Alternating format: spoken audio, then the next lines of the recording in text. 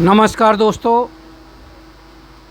रोज़गार, स्वरोज़गार और कारोबार के अंतर्गत जो एक कार्यक्रम चल रहा है, आज मैं लेके आया हूँ डेयरी लोन के बारे में बात करूँगा। काफ़ी महत्वपूर्ण है और काफ़ी अच्छा स्वरोज़गार है ये। इसमें अच्छा रिटर्न है, अच्छी कमाई है और सरकार भी इसको बढ़ावा दे रही है। इस पे आज चर्चा करूँगा। इससे पहले आप सबसे मेरा अनुरोध है कि आप इसको ज़्यादा से ज़्यादा शेयर करें और YouTube चैनल को सब्सक्राइब करें और वीडियो अच्छा लगे तो लाइक करें। डेयरी जो उद्योग है, जितना भी स्वरोजगारों की हम बात करें, उसमें डेयरी उद्योग और या फिर अगर आप अपनी शॉप, अगर आपके वहाँ पे बिक्री अच्छी है, अपनी दुकानदारी करते हो, तो दो ऐसे हैं जो सबसे अच्छे हैं, जो तुरंत इन्वेस्टमेंट करने के बाद आपको रिटर्न देते हैं। और डेयरी में आपका ज़्यादा, डेयरी उद्योग में आपको ज़्यादा परेशानी भी नहीं है। आप छोटे से स्केल पर शुरू कर सकते हो और विशेषकर जो गांव में हैं, अभी कोरोना की महामारी से भी लोग काफ़ी संख्या में गांव में गए हैं, तो सबके लिए बहुत अच्छी एक अच्छा उद्योग, अपॉर्चुनिटी तो नहीं, एक अच्छा वो मान सकते हैं कि ये अगर चुनाव करना है तो मैं ये कहूँगा कि डेयरी जो उद्योग है वो सबसे बेहतर साबित हो सकता है। परंतु इसमें हमें कुछ बातों का ध्यान रखना पड़ेगा ताकि जब इसकी सफलता को मैं 100% सफल बनाने के लिए, सबसे पहले इसमें क्या है कि आपको लैंड की ज़रूरत होती है। अगर आप जितने पशु पाल रहे हैं, आपके पास एक पशु 0.25 यानी 1/4 एकड़ ज़मीन होनी चाहिए। अगर आप 2 पशु पाल रहे हैं तो आपके पास आधे एकड़ ज़मीन होनी चाहिए, और उससे ज़्यादा पाल रहे हैं तो उसी पर आप उसको मल्टीप्लाई कर लो, उस हिसाब से आपके पास ज़मीन होनी चाहिए। क्योंकि उसकी चारे की व्यवस्था करनी है, पानी की व्यवस्था करनी है, इन सारी चीज़ों को देखते हुए आपके पास इतनी ज़मीन होनी चाहिए। ज़मीन आपकी अपनी नहीं भी है तो आप किराए की या लीज पर ज़मीन ले सकते हैं और तब भी आपको लोन मिल जाएगा। डेयरी उद्योग एक ऐसा उद्योग है, आपको रोज़गार तो मिलता ही मिलता है, इसके माध्यम से आप दूसरों को भी रोज़गार देते हैं कि उससे आप अकेले तो करोगे नहीं, आप और लोगों को भी इसमें इन्वॉल्व करोगे और उनको भी रोज़गार मिलेगा। साथ ही एक चेन बनेगी, उससे डेयरी उद्योग से जुड़े हुए लोगों को आप आगे दूध सप्लाई करोगे, उससे जो एक रॉ मटेरियल किसी का बनेगा वो आगे उससे अपना कारोबार बढ़ाएगा, तो एक उस चेन को भी बढ़ावा मिलेगा। डेयरी उद्यमिता विकास योजना एक गवर्नमेंट की है, चलाई हुई योजना है। मैं इस पर बाद में डिटेल में बात करूंगा। और इसके तहत दुग्ध उत्पादन को बढ़ावा दिया जा रहा है और भारी मात्रा में सरकार इस पर कोशिश कर रही है कि ज़्यादा से ज़्यादा लोग डेयरी फार्मिंग करें, डेयरी खोलें और ज़्यादा दुग्ध उत्पादन करें। और उसके लिए सरकार ने, जो भी आप लोन लेते हो, सरकार उस पर 25 से 33% का सब्सिडी दे रही है। और वो डिपेंड करता है, जनरल में है तो 25% है और रिजर्व कैटेगरी है तो उसमें 33% की सब्सिडी भी है। तो दूसरा फ़ायदा ये हो गया, पहली चीज़ सबसे आसान स्वरोज़गार है, अच्छा रिटर्न है, ग्रामीण क्षेत्र में आसानी से हो सकता है, ज़्यादा मेहनत नहीं है और 25 से 33% सब्सिडी है। और इसका जो सरकार की योजना है लगातार कि इसको बड़े स्तर पर पूरे देश में चलाया जाए, तो इसका भी बेनिफिट आपको मिल सकता है।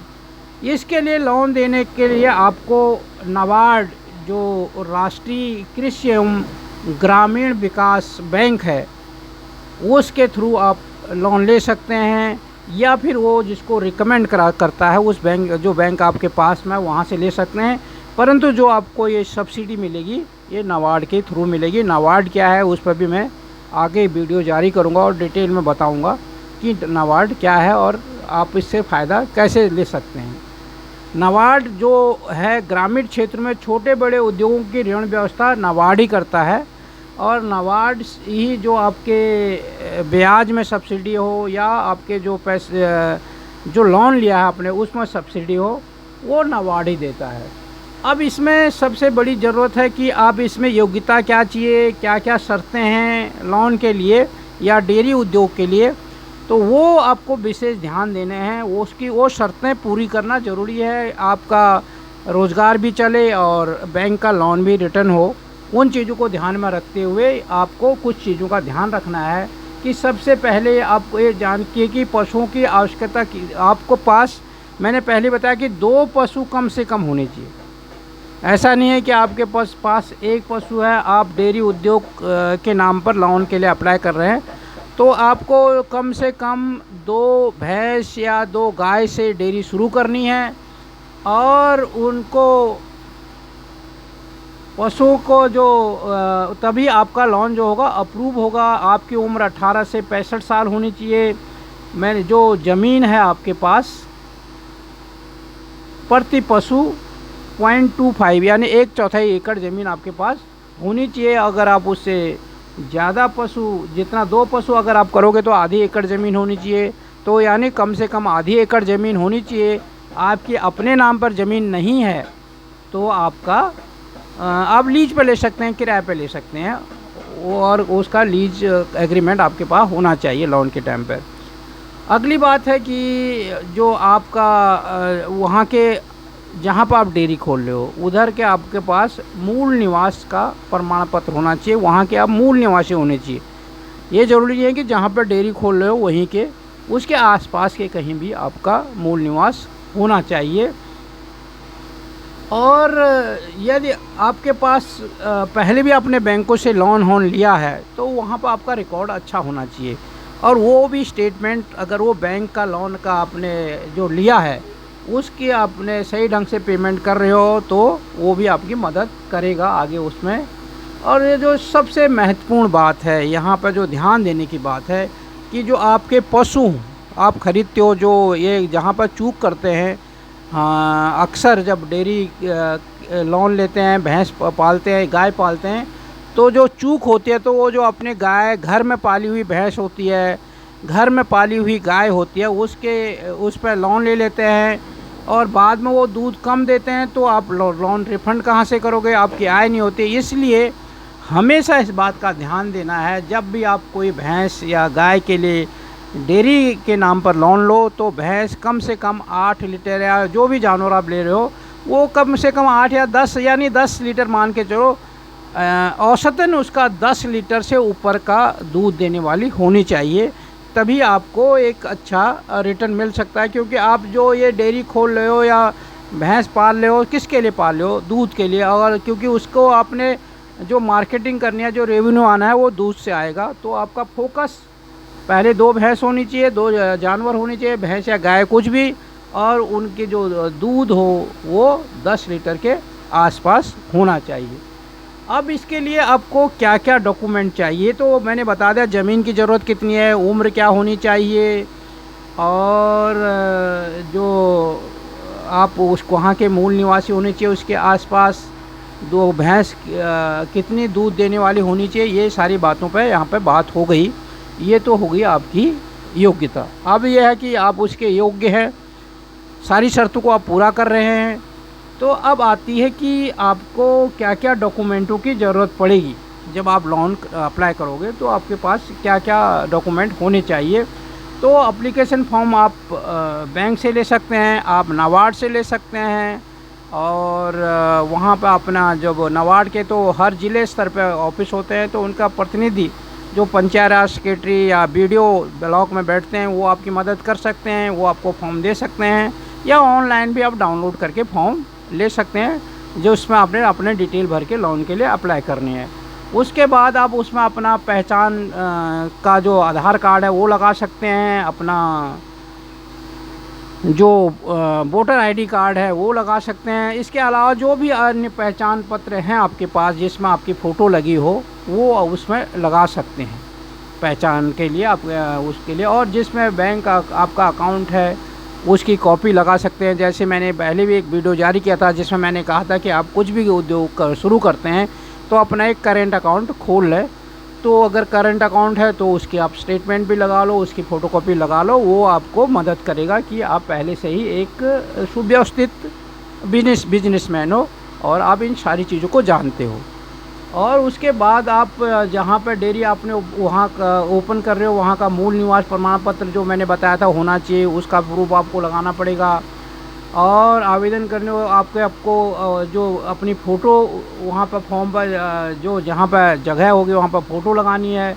और इन सारे आवेदन पत्रों को लेके आपने जो जो उसमें जानकारी मांगी गई है उनको सही सही भरना है, और कोई भी जानकारी आपको गलत नहीं भरनी है, क्योंकि ये इसी जानकारी के आधार पर आपको लोन मिलेगा। और यही जानकारी आपसे जब मीटिंग होगी तो इसके बारे में पूछा जाएगा। उसके बाद जब आप बैंक में लोन के लिए अप्लाई करेंगे तो बैंक कर्मचारी आपसे कुछ सवाल करेंगे, जो क्या होगा उससे संबंधित होंगे जानकारी बैंक। तो वो क्या होगा, जब आप जो भी इन्फॉर्मेशन भर रहे हो वो सारी इन्फॉर्मेशन आपको क्या करनी है, सही सही भरनी है, आपको याद रखना है। अगर आपने कोई आंकड़े भी दिए हैं किसी चीज़ को लेके तो वो आंकड़े आपको नोट कर देने हैं कि आपने कितने लिखे हैं। वो सारी चीज़ों को आपके पास इन्फॉर्मेशन होनी चाहिए। जब भी आपके साथ मीटिंग होगी बैंक कर्मचारियों की या नाबार्ड वालों की, तो आपसे वो उन्हीं से रिलेटेड सवाल आपके फॉर्म को देखकर आपसे पूछेंगे। अगर आप उसमें कोई कंफ्यूज हुआ तो आपकी एप्लीकेशन निरस्त की जा सकती है। तो ये था कि आपको कैसे अप्लाई करना है। आगे है कि आपको अप्लाई कर दिया, आपने फॉर्म भर दिया, बैंक में दे दिया, बैंक वाले और नाबार्ड का, मैं एक नाबार्ड की बात कर रहा हूँ, एक बैंक की बात। नाबार्ड का क्या होता है, कार्यालय जिला स्तर पे होते हैं। वो क्या करते हैं, जो आपका नज़दीकी राष्ट्रीयकृत बैंक होगा उसको फॉरवर्ड कर देते हैं, या आप भी बैंक के पास जाते हैं, बैंक या नाबार्ड को फॉरवर्ड कर देते हैं। यानी ये नाबार्ड और बैंक के बीच तालमेल होने के बाद ही आपको लोन मिलता है। तो ये यहाँ तक कैसे आपको करना है उसके बारे में मैंने इस वीडियो के माध्यम से आपको बताया। और इसकी जो बाकी जानकारी है कि आगे क्या होगा, कैसे लोन प्रोसेस होगा, कैसे आप तक लोन पहुंचेगा, ये मैं इसके पार्ट 2 में दूंगा, क्योंकि वीडियो लंबा हो रहा है। तो आप इसका पार्ट 2 ज़रूर देखिए। डेयरी लोन का पार्ट 2 मैं जारी करूंगा, उसको देखिए। ये पार्ट 1 है। और इस चैनल को सब्सक्राइब भी ज़रूर करें। इसी के साथ जय हिंद।